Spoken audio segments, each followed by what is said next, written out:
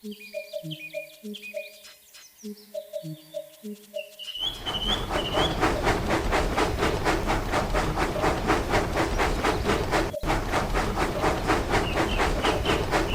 afternoon, Donald took a supplies train to the works.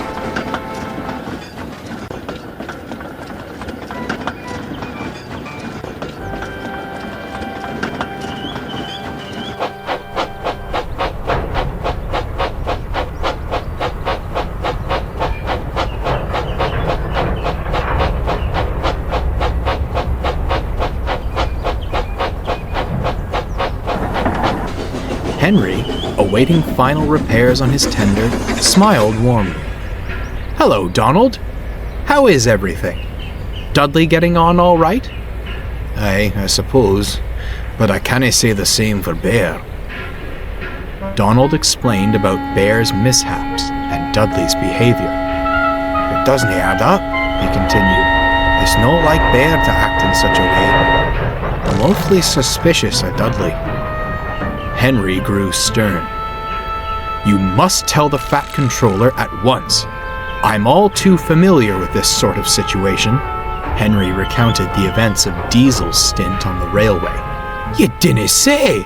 gasped Donald. "He even tried to lie about me. We caught him, but only after Duck went to Edward Station. If Dudley's not stopped, Bear could be sent much further away. By the sounds of it, he's already got his coupling hooks in Gordon and James." Donald was pensive. "Leave it with me," he said.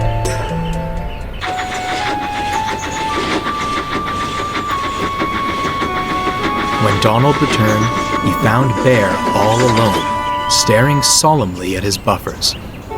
"Maybe the Fat Controller shouldn't have kept me," he sighed. "Rubbish," retorted Donald. "You're an outlier in a world of devilish diesels. I know you didn't have any ulterior motives. Our new pal, on the other hand..." "You mean you don't believe Dudley?" Bear asked hopefully. Donald recounted his conversation with Henry, and Bear smiled thankfully. "And here I thought I was all muddled in the radiator.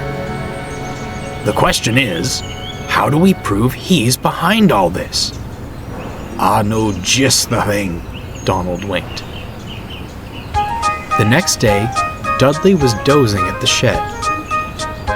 Donald was shunting nearby when Bear came excitedly along.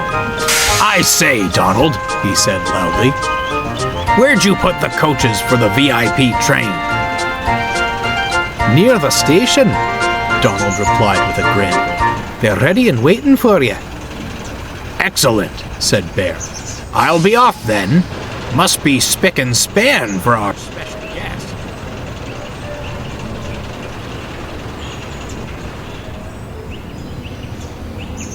"A special guest, eh?" smirked Dudley.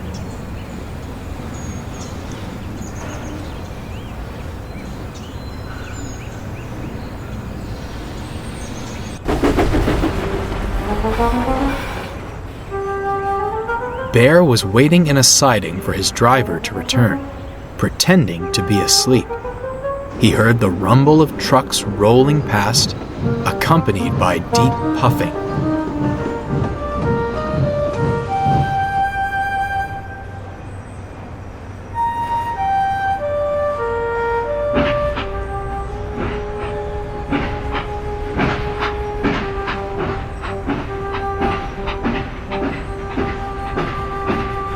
When the sound died away, he opened one eye.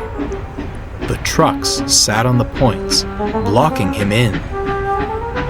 "Worked like a charm," he chuckled to himself. Meanwhile, Dudley skulked around the sidings by the big station. Special coaches, he thought. Where could they be? "Over here!" came a voice. Dudley perked up and hurried towards it. Into a siding he swerved, and waiting for him was... "Hello," grinned Toad. "You must be Mr. Dudley." You're not a special coach, Dudley growled. I never claimed to be one, sir, Toad replied in his chipper manner. Were you looking for some? There's meant to be a VIP train, snarled Dudley, and I'll be the one to take it. A VIP train? That does sound thrilling. Dudley looked back in amazement. There was Bear. You? Dudley gritted.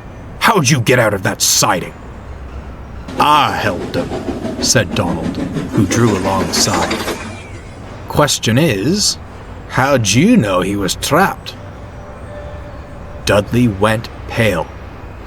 That is to say, An excellent question indeed, Donald. I'm most curious to hear the answer. The Fat Controller stepped out of Toad. Well, Dudley, shall we have the truth this time? The engine's bewildered face twisted into a wicked snarl. Yes, it was all my doing. I'm still an engine in his prime. Why should I face the prospect of scrap? Oh yes, we've all heard of the sanctuary that is the Fat Controller's Railway. A haven where steam will always have a place. And yet, Dudley trailed off, glaring at Bear.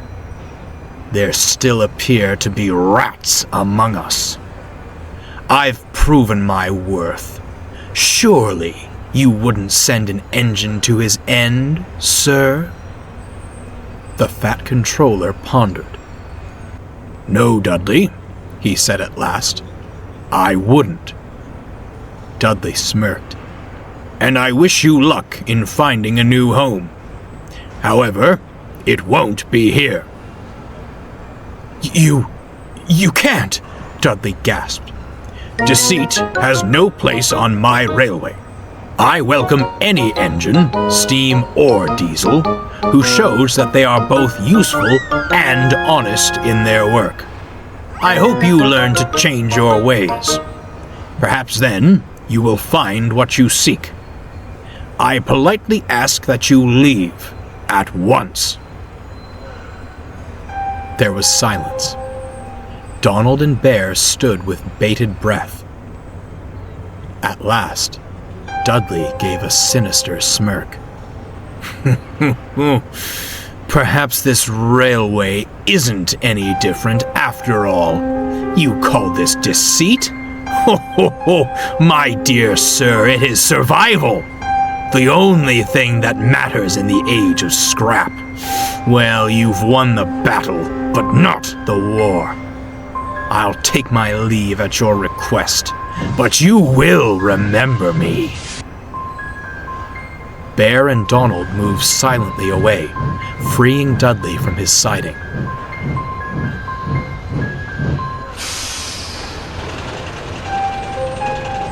He puffed crossly backwards. Pleasant journeys, Mr. Dudley, called Toad cheerfully. Dudley gritted his teeth. The Fat Controller fought to keep his composure. Dudley was soon coupled to a long line of wagons.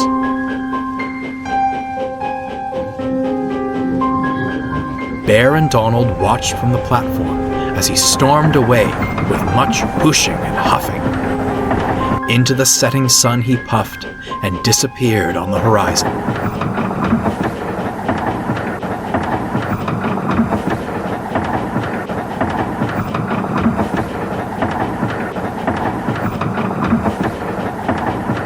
I do feel some sympathy for him, sighed Bear. Scrap is a prospect no engine wants to face. Do you reckon he'll change? Can't say, replied Donald. But with what he said to the Fat Controller, it might be too little too late. Bear said no more, but couldn't help feeling Donald was right. Life returned to normal on the Fat Controller's railway.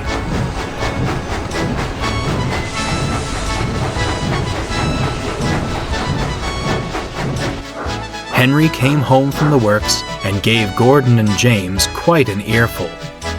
They shamefully apologized to Bear at once. Bear was a much happier engine after that. He worked hard and always lent a wheel to engines in need. Though still friendly to visitors, he had no reservations about putting snooty diesels in their place. The steam engines agreed that made him very useful indeed.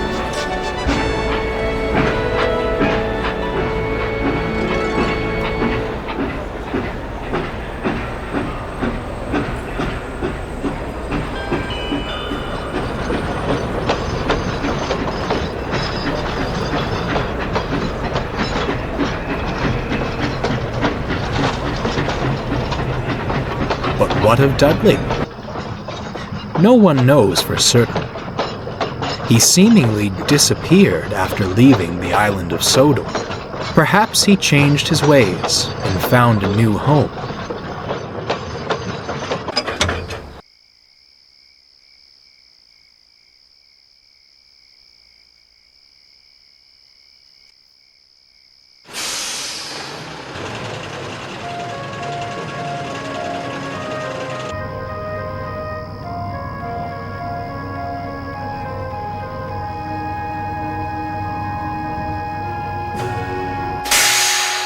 Many diesels on the other railway will tell you that, on misty nights, the hoarse puffing and deep whistle of a steam engine can be heard rumbling through, on its way to the Fat Controller's railway. I wonder if the diesels are right. Don't you?